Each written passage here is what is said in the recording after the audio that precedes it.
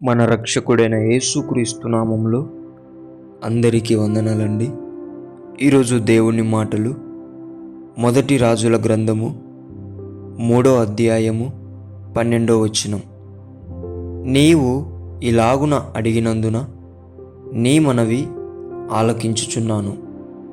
బుద్ధి వివేకములు గల హృదయమును నీకిచ్చుచున్నాను.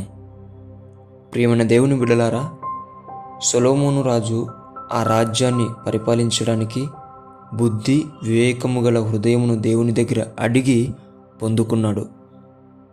చూడండి ప్రియ దేవుని బిడ్డలారా, మనము కుటుంబం కోసం, సంఘము కోసం, మన ఆత్మీయ జీవితం కోసం, మనకు దేవుడు అప్పగించిన పరిచర్య కోసం మనం దేవుణ్ణి అడుగుదాం.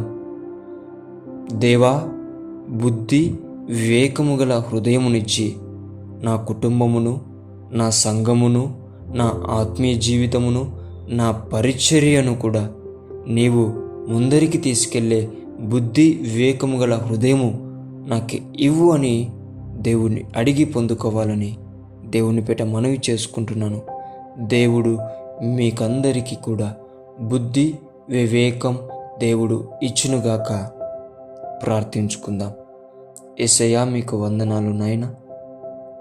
నీ బిడ్డలమైన మేము కుటుంబాన్ని, సంఘమును, మా ఆత్మీయ జీవితమును, నీవు మాకు అప్పగించిన పరిచర్యను ముందరికి నడిపించుటకై మా బుద్ధి చాలదయ్యా, మాకు వివేకము లేదయ్యా. నీవు సొలొమోను భక్తునికి ఇచ్చినట్టు మాకు కూడా నీ బుద్ధి వివేకమును అనుగ్రహించి నడిపించమని యేసు నామములో ప్రార్థిస్తున్నాం తండ్రి. ఆమేన్.